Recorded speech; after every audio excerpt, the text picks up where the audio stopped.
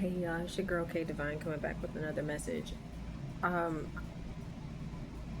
I may have mentioned this before in one of my videos, but for those of you who don't know, um, I have a bachelor's degree in psychology, and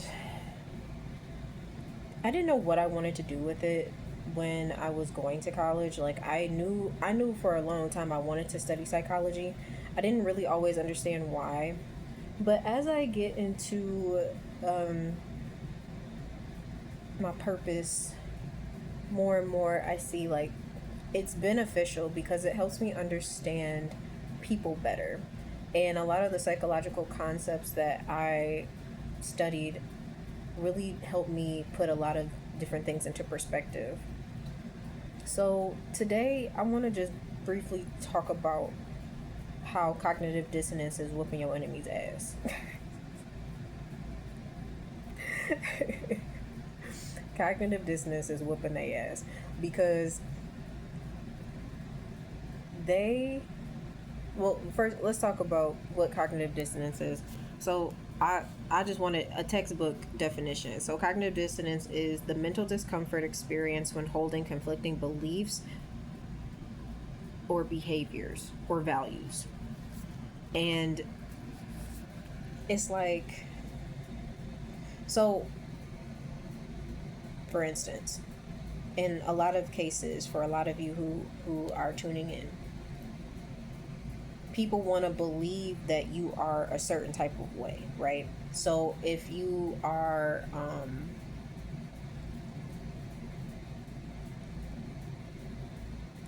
let's not even let's start over. Let's say that based on your appearance, people believe that you are a bad person for whatever reason. They're most likely projecting, but they want to believe that you are uh, a bad person, someone that they can, that they can expose, right? And then when given the opportunity to be in front of you, when they're given the space to come around you and they have an interaction with you and they don't get what they think they're going to get, that's cognitive dissonance. So they see it, and a lot of times what happens when they're having a cognitive dissonance type of episode is that a lot of times they deny,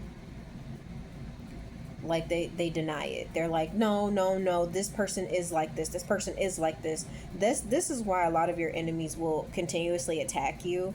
This is why they up the ante a lot. So because in their minds, especially these gang stalkers, because they want to believe in their mind that you somehow are not who you say that you are. You are not who you present yourself to be.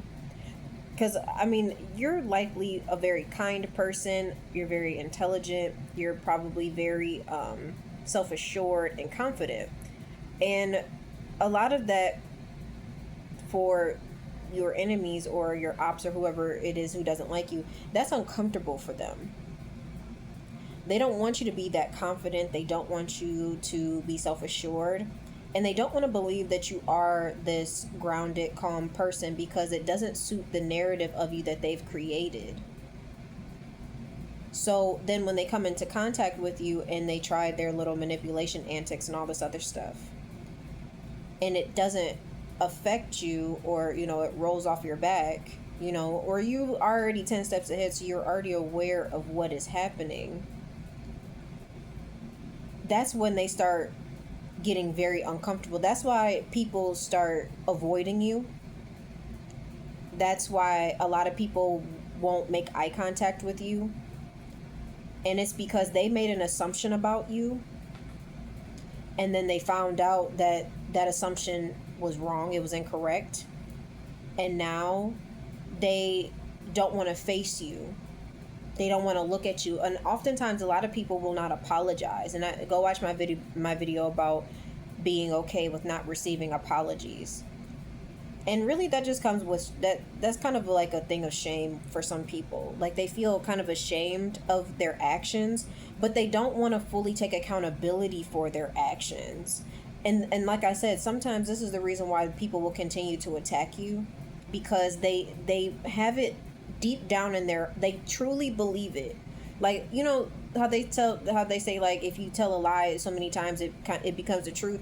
Like, these people lie to themselves over and over and over again and say, no, no, no, no, no, no, this person is not, this is not a good person, I'm a good person. Because that's cognitive dissonance in itself. When you're projecting your hatred onto someone, and you are the one committing hateful acts and crimes towards someone, but you still are trying to portray that you are the good person, that is cognitive dissonance in itself. So you just have to understand, hi Tori. So you have to understand that they are struggling mentally. They're struggling mentally with the information that they have been presented with.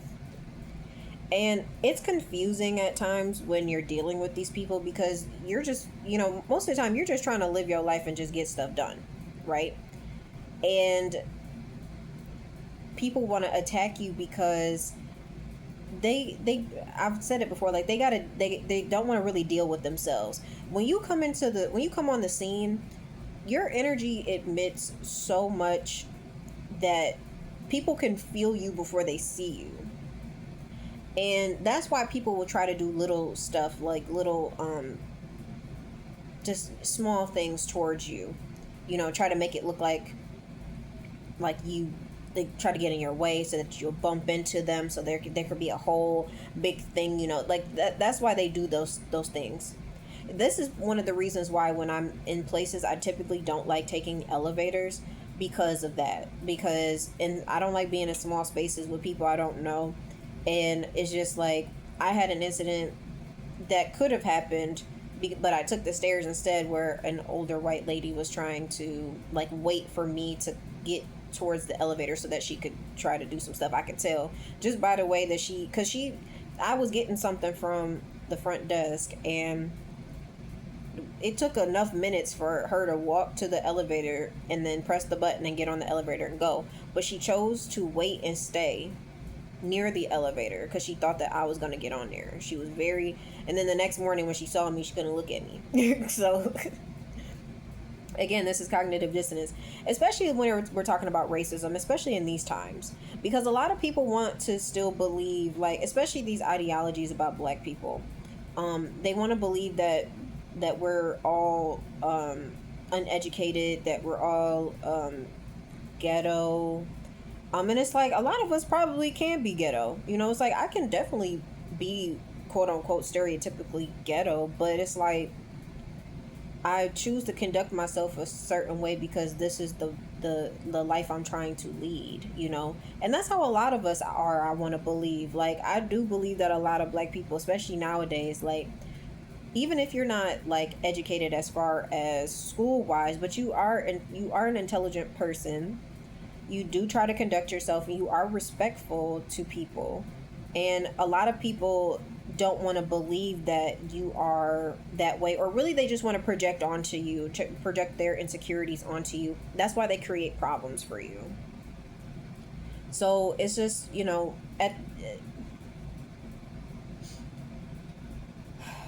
I'm trying not to like, and it's something like I'm saying, like it's trying not to be upset about certain like situations and the way that people treat you, because they are struggling with their cognitive dissonance. That's why I said it's whooping their ass, because they're struggling to come to grips with the fact that they're treating you some kind of way, and they're not getting the reaction that they had anticipated to get out of you. They anticipated you to get all loud and upset and angry and lash out, and that's not just, this is outside of, this is not just about racism, this is just in general with whoever your enemies are. I'm just using racism as an example. But they expect you, in either way, like, people expect you to get upset. People expect you to try to fight with them, whether that be verbally or physically. They want to have an altercation with you. They want to have the situation to escalate. so that they can point at you and say, see, I told you this person is like this. I'm telling you this person's crazy. See, and the narcissist, if you're in a relationship with a narcissist, that's reactive abuse. They will do that a lot too. They will push you and push you and push you and push you and push you and push you to the point that you snap, and then here they go with their phone out recording you so that they can go show all their friends and family how crazy you are, because they've been telling everybody that you're crazy. It happens every time. And this is why you got to get from around these people and keep yourself safe as much as you can. If you're in a situation where you're not quite sure what to do, I would say just, meditate on it, pray about it, whatever, and you'll find the answers within. If you can leave a situation, leave. Don't stay in a situation where when you don't have to. You don't have to settle for people's nonsense. And honestly, you got to stop being nice to people.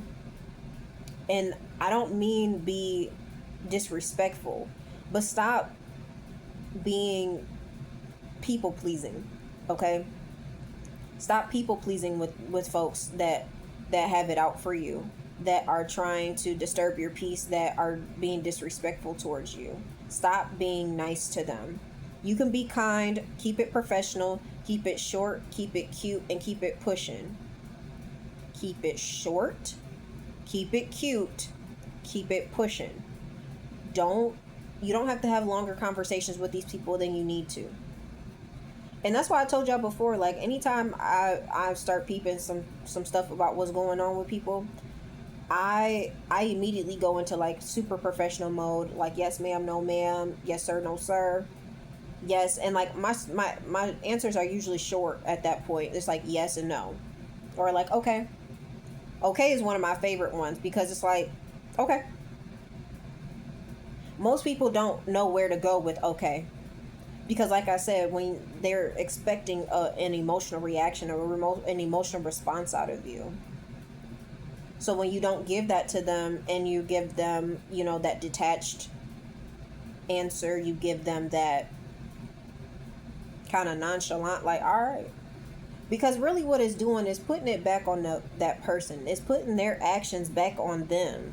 Because what you're doing at this point is you're holding up a mirror. And what they see, they don't like. Because they want the image that they're seeing to be you. But it's not. It's them. It's their behavior. It's their actions. It's their feelings. It's their emotions. And they so desperately want it to be you. They want you to be the problem. They want it all to be on you. So that they can feel better about themselves. And just like I made my video last night, keep them guessing. Keep these people guessing. When I tell you, becoming emotionally detached, some people will call you cold and heartless. And it's not that you're cold and heartless. It's just, but it's I can't control what other people do. I can't control how other people feel about me, even because it's you could be doing everything right and people will still find a reason to dislike you. And that just shows them that who they are. The way that people treat you says a lot more about them than it does about you. Period. And that's the thing. A lot of people want to believe that if someone is treating you some kind of way that you deserved it. And I just feel that's so backwards. Because I feel especially in relationships with people. If you're treating this person badly, oh, well, because they're this, and that. Leave them. Leave them. That's not love.